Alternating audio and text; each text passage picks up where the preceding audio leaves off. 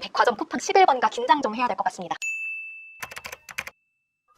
셀러 여러분들 안녕하세요. 아나운서 정다인입니다. 오늘부터 아이템 스카우트와 함께 하게 됐는데요. 앞으로 계속해서 유익한 정보 알려드리는 정다인 될 수 있게 하겠습니다.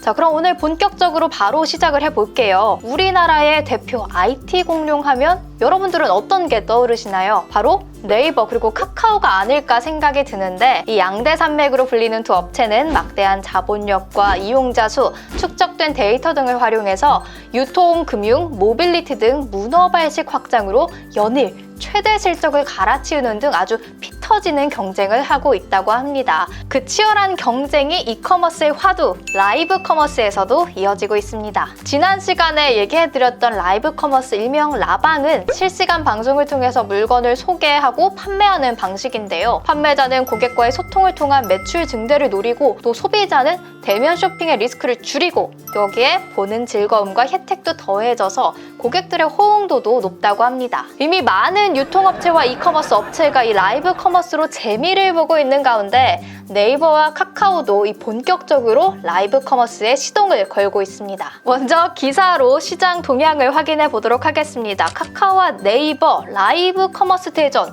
43조 패션 시장 판도를 바꾼다라는 기사가 있는데요. 사실 선두주자가 굉장히 중요하죠. 그런 만큼 이 전문가들은 라이브 커머스를 누가 먼저 선점하느냐가 앞으로 이커머스 시장에서 독보적인 위치를 가질 수 있는 아주 중요한 기회라고 말하고 있는데요. 이미 네이버와 카카오 말씀드렸듯이 대격돌에 들어갔죠.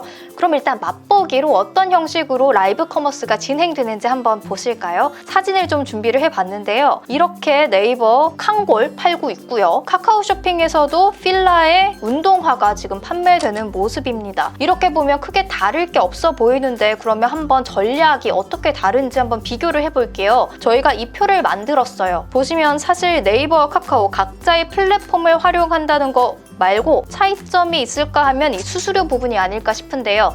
네이버는 5.75%지만 카카오 조금 더 높습니다. 10% 정도로 수수료를 받고 있어요. 자, 그러면 이렇게 보셨듯이 네이버는 검색 포털, 카카오는 메신저를 내세워서 시장을 확대해 가고 있는데요. 양 서비스의 이용자 수만 해도 연간 수억 명에 달하는 것으로 알려져 있습니다. 그러면 초반에 누가 선두를 달리고 있을까? 그게 궁금하시죠? 초반 시장은 검색 포털의 강자라고 할 수 있는 네이버가 앞서고 있는데요. 네이버 쇼핑의 성공 여세를 몰아서 이 스마트 스토어에 입점한 소상공인을 대상으로 적은 수수료를 어필하면서 사업을 확장하고 있습니다. 그러면 카카오는 뭐가 강점이냐? 바로 국민 메신저죠. 카카오톡이 있다는 겁니다. 카카오는 메신저를 통한 쉬운 접근을 강점으로 편리성을 어필하고 있습니다. 전문가들은 네이버와 카카오가 라이브 커머스를 통해 더 이상 플랫폼에 머무는 게 아니라 기존의 이커머스 업체를 뛰어넘는 거대한 유통 플랫폼으로 성장할 것으로 내다보고 있는데요. 그렇다 보니 백화점 쿠팡 11번가 긴장 좀 해야 될 것 같습니다. 그러면 네이버와 카카오 왜 이렇게 라이브 커머스에 전력을 다하고 있을까요? 일단 코로나19로 10대부터 30대가 점령했던 온라인 쇼핑몰에 40대랑 60대까지 뛰어들었습니다. 그만큼 고객층이 다양해졌다는 거겠죠. 또 다양한 고객층의 일반 온라인 쇼핑의 단점을 극복할 라이브 커머스를 선보이고 있다.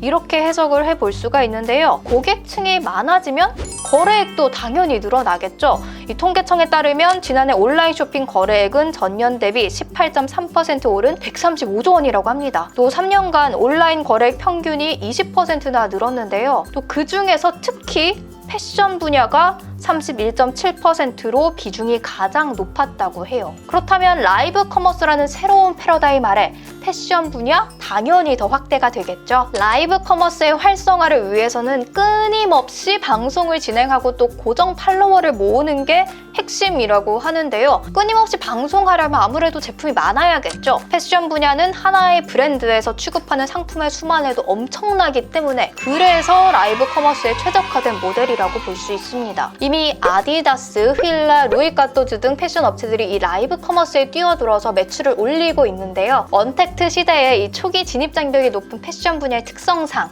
신규 브랜드에게 이 라이브 커머스가 또 다른 돌파구가 되지 않을까 생각합니다. 그치만 패션 분야 이외에도 다양한 분야에서 라이브 커머스가 활발히 진행이 되고 있습니다. 지금 대한민국 동행 세일도 라이브 커머스로 진행될 때가 있는데요.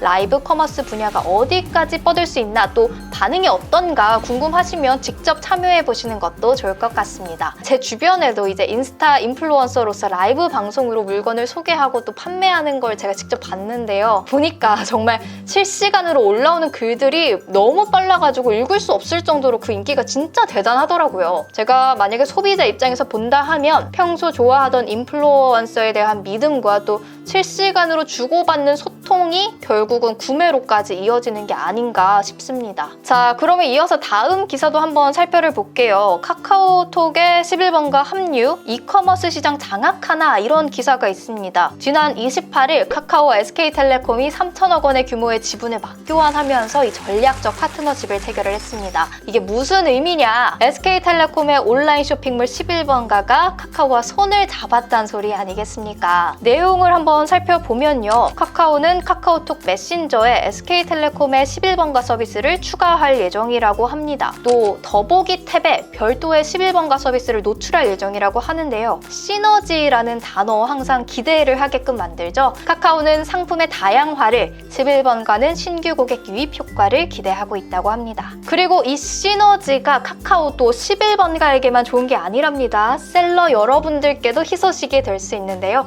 왜냐고요? 왜냐면 카카오는 11번가나 아니면 이베이 같은 오픈마켓과는 다르게 입점 조건이나 상품 노출의 기준이 좀 까다로운 것으로 알려져 있는데요. 서비스 초반에는 사실 입점이 좀 쉬웠어도 지금은 MD와의 접촉 없이는 입점 자체가 좀 어려운 상황이기 때문에 우리 중소규모 셀러 여러분들께는 입점 문턱이 좀 높다고 할 수가 있습니다. 믿을 수 있는 알짜배기 상품만 골라서 판매를 하겠다는 이 카카오의 의지가 보이는데, 그런데 말입니다.